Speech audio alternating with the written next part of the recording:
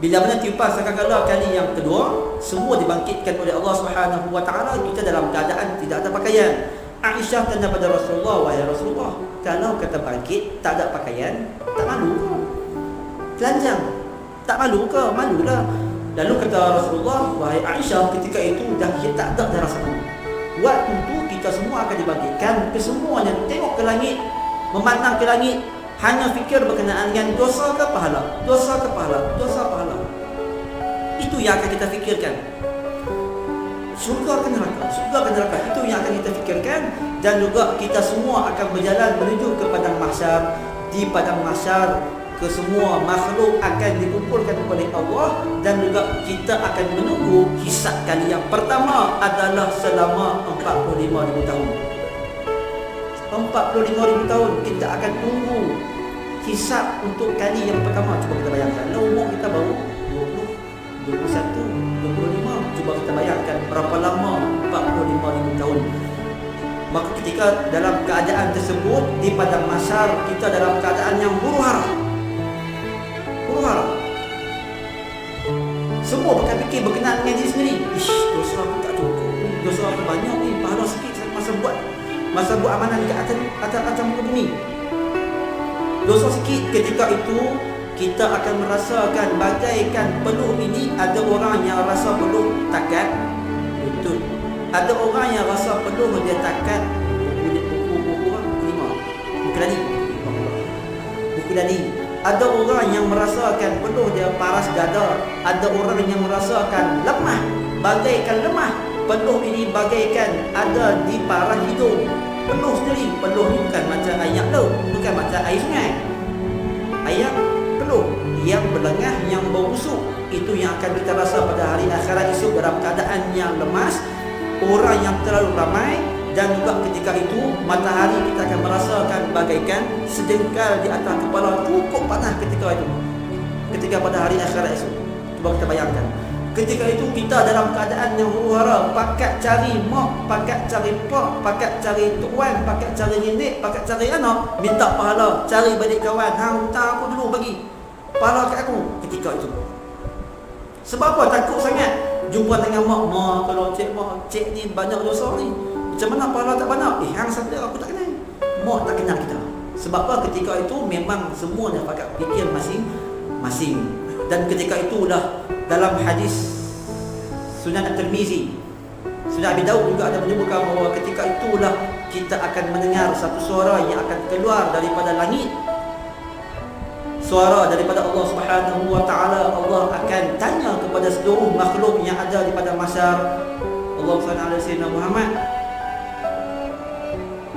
Satu suara yang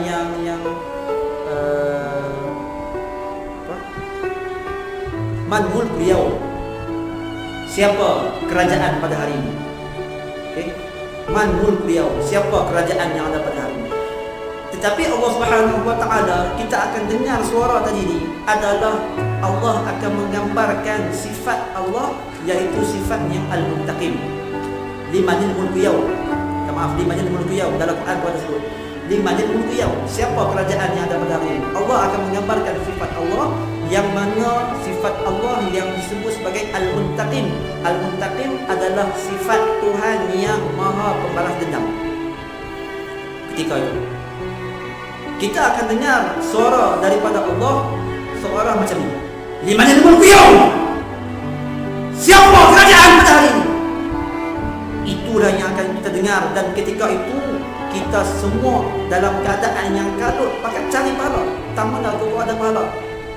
Lalu Allah sendiri yang menjawab, Lillahil wahidil qahhar, kerajaan hanyalah milik Allah semata-mata, Tuhan yang satu dan Tuhan yang maha perkasa. Ketika inilah kita akan cari mana ada tempat nak cari pelindung ni. Lalu kita semua pakat berlari pergi jumpa dengan Nabi Adam AS. Wahai Adam, engkau merupakan Nabi yang pertama, engkau merupakan Abul Bashar, tolonglah kami ni banyak dosa. Lalu Nabi Adam AS kata, aku pun ada kesalahan dengan Allah, aku tak boleh tolong. Pergi cari Nabi yang lain. Kita cari Nabi yang seterusnya. Nabi seterusnya jumpa dengan Nabi Musa AS. Wahai Musa, kami ni dosa banyak, tolonglah kami, mohonlah pada Allah, mudah-mudahan Allah ringankan azabnya ada pada hari ni. Lama lah tunggu ni, 40 45,000 tahun Nabi Musa kata, aku pun ada kesalahan, aku malu dan minta pada Allah, pergi minta dengan Nabi yang lain. Kita berjalan bertemu dengan Nabi Isa AS. Wahai Isa, engkau merupakan Nabiullah, jadi engkau merupakan Ruhullah, mohon doa daripada Allah supaya Allah ringankan azab. Nabi Isa kata, tak boleh, aku pun ada kesalahan, pergi minta dengan Nabi yang lain. Kita berlari-lari bertemu dengan Nabi Muhammad sallallahu alaihi wasallam, dan ketika ini kita kata, wahai Muhammad, wahai Rasulullah, engkau merupakan Habibullah. Doalah kepada Allah, mudah-mudahan Allah berikan kepada kami ni keringanan azab, tak tahan lagi, lama sangat tunggu pada masar. Lalu Nabi Muhammad sallallahu alaihi wasallam kata, akulah ana syafi'ul musyaffa', akulah merupakan Nabi yang memberi syafaat, dan syafaat aku diterima oleh Allah Subhanahu wa taala. Lalu Nabi Muhammad sallallahu alaihi wasallam terus sujud kepada Allah, mohon kepada Allah supaya Allah meringankan azab bagi umat ketika mana di padang mahsyar. Allah kata, ya Muhammad, irfa' rasak, wahai Muhammad, angkat kepala, wahai Muhammad, berilah syafaat kepada siapa yang engkau ingin berikan. Inilah yang dikenali sebagai syafa'atul muslim. Sebab itu saya sebut tadi, Nabi ni dia akan bagi syafaat. Nabi akan tanya, mana umat aku?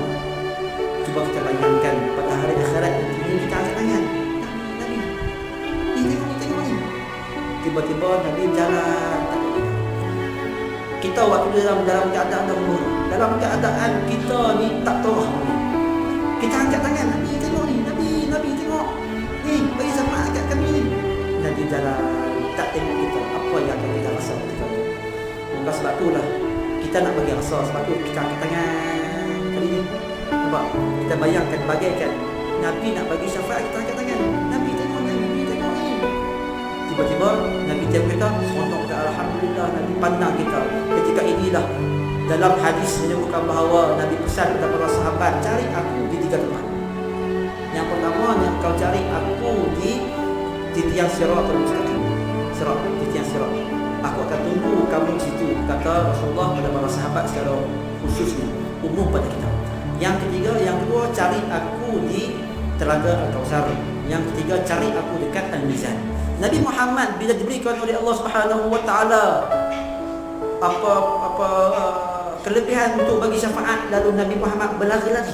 Kita bayangkan, Nabi Muhammad berlari-lari pergi ke titian Sirat, Nabi berlari-lari pergi ke Telaga Al-Kautsar, Nabi berlari-lari pergi ke Al-Mizan, nak tengok sama ada umat Nabi Muhammad kita ini lepas ke tak lepas. Ni tengok lepas ke tak lepas. Sebab Nabi kalau boleh nak tengok umat dia semua masuk ke dalam syurga. Nabi Muhammad pergi ke Al-Mizan. Bila di Al-Mizan, Nabi tengok ada seorang umat ini, ada seorang manusia ditimbang oleh para malaikat. Ditimbang, bila timbangan tersebut tengok-tengok berat belah kiri, kanan ringan. Dosa yang cukup banyak, pahala yang cukup sikit. Lalu bila mana ketika itu malaikat Jibril, malaikat Malik ketika itu kata, jom ikut aku nak lempar kamu masuk ke dalam neraka. Pegang kuat, bawa dalam keadaan yang cukup ganas. Lalu Nabi Muhammad kata, Ustaz, wahai malaikat, tunggu Ustaz. Malaikat Malik ketika itu, malaikat yang ditugaskan oleh Allah ketika itu buat tak tahu, terus bawa. Sebab malaikat yaf'aluna ma yu'marun, dia buat apa yang disuruh. Okey, la ya'suna Allah ma amarahum wa yaf'aluna ma yu'marun. Malaikat tak pernah bercanggah dengan apa yang disuruh oleh Allah, dan dia buat apa yang Allah suruh. Malaikat teruskan berjalan sampai Allah kata, ya malaikat ati' Muhammadan, wahai malaikat taat pada Nabi Muhammad, taat pada Muhammad. Lalu bila Nabi Muhammad kata berhenti, malaikat berhenti, bawa Ustaz main jumpa dengan aku ni, aku dah jumpa dengan umat aku. Lalu bila mana bertemu dengan lelaki tadi ni, Nabi kata timbang sekali lagi. Bila timbang sekali lagi, berat pula dosa, ringan pula pahala. Lalu Nabi Muhammad mengeluarkan sesuatu, meletakkan di atas neraca sebelah pahala. Bila Nabi meletak, tiba-tiba terus bertukar, neraca yang di sebelah kanan jadi berat pahala, dosa terus jadi ringan. Lalu ketika ini seronok sangat pemuda yang tadi ini lelaki tadi, sebab malaikat tiba-tiba berubah jadi baik. Jom aku nak bawa kamu masuk ke dalam syurga Allah Subhanahu wa taala. Berjalan. Lalu lelaki tadi ini kata, satu aku nak jumpa dengan dia. Bila lelaki ini bertemu dengan Nabi Muhammad, kata, terima kasih banyaklah kamu tolong aku. kasih banyaklah kamu tolong aku. Saya tahu tak siapa kamu ni? Lalu kata Rasulullah, aku adalah Nabi juga. Kan kita pesan Nabiuna Rasulullah wa syafi'una Habibullah wa maulana Khalilullah alaihi salatuna ya. Kita mengaku Nabi ni syafaat, memberi syafaat kepada kita. Kita mengaku Nabi ni adalah Nabi kita. Ketika itu Nabi kata, ana nabiyyuka Rasulullah, aku merupakan Nabi kamu Rasulullah. Kita menangis terdesak-desak, seronok sangat jumpa dengan Nabi. Lalu kita kata, wahai Rasulullah, boleh tak nak tanya, apa yang kamu letak tadi ni dekat neraca aku yang di sebelah kanan? Nabi kata, itulah merupakan satu syafaat yang aku berikan kepada engkau kerana satu selawat engkau kepada aku atas muka bumi. Allah Akbar. Lalu dimasukkan ke dalam surga Allah Subhanahu Wa Taala dengan syafaat daripada Rasulullah sallallahu alaihi wasallam. Nabi berlari pergi ke Telaga Al-Kausar nak tengok ada di kalangan umat baginda yang tak sempat minum Telaga Al-Kausar. Nabi kalau nak bagi semua minum, nak tengok tempat dah minum Telaga Al-Kausar. Nabi berlari ke Al-Mizan nak tengok ada tak umat Nabi Muhammad yang tak lepas Al-Mizan. Nabi nak bagi syafaat. Tapi cuba kita bayangkan, kalau kata di akhirat esok nanti kita angkat tangan jadi ni Nabi tak minum. Kita angkat tangan Nabi tak tengok. Cuba kita bayangkan macam ni. Alhamdulillah kita dalam keadaan memang sengsara ketika itu. Maka sebab itulah kita kena membanyakkan selawat kepada baginda. Kita mohon benar-benar daripada Allah, mudah-mudahan Allah memberikan anugerah kepada kita syafaat dunia dan juga akhirat insya-Allah.